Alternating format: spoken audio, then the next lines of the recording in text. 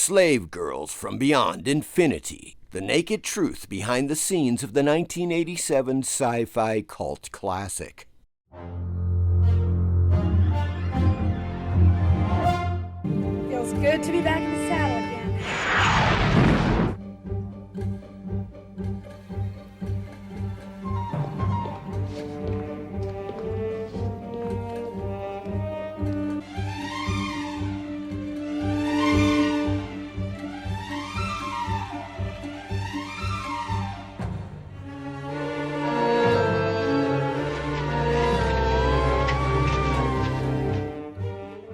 Greetings, fiends.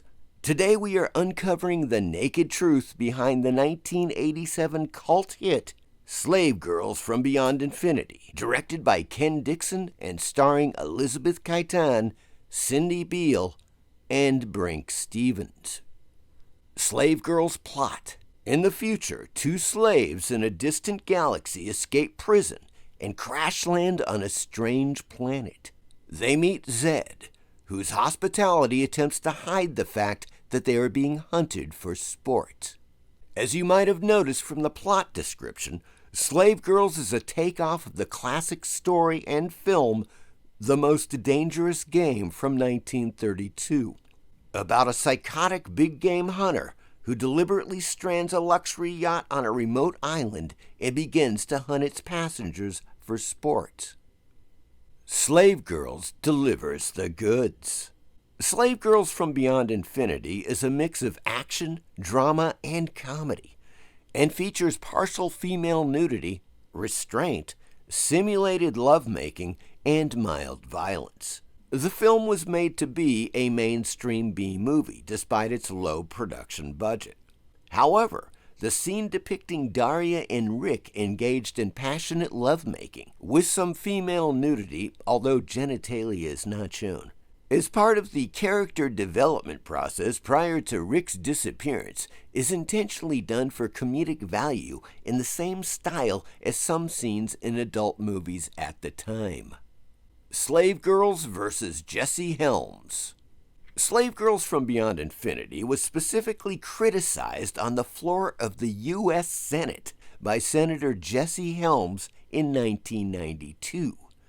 Senator Helms cited a case in which some of his constituents had accidentally stumbled onto the movie while flipping through cable channels as justification for amendments to the Cable Act of 1992.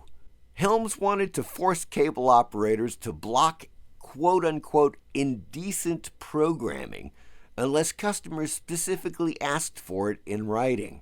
Needless to say, the amendment was struck down by a U.S. federal court in 1993, and the decision was upheld by the U.S. Supreme Court in 1996. What's in a name? As the story goes, Slave Girls Beyond Infinity was given the green light and fully funded based upon the title alone.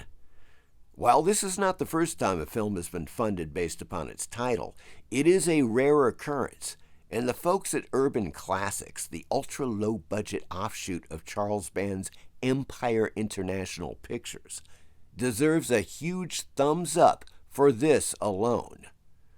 It is also important to note that this was the first film produced by Urban Classics. Slave Girl Elizabethitan.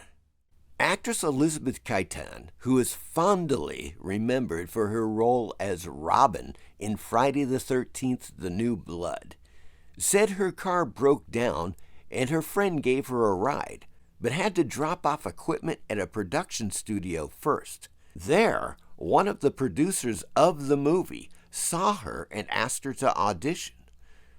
Khitan declined when she heard the title. He ran into her again in a restaurant a few days later and asked her again. She read the part of the script and thought it was quote-unquote cute, so she auditioned.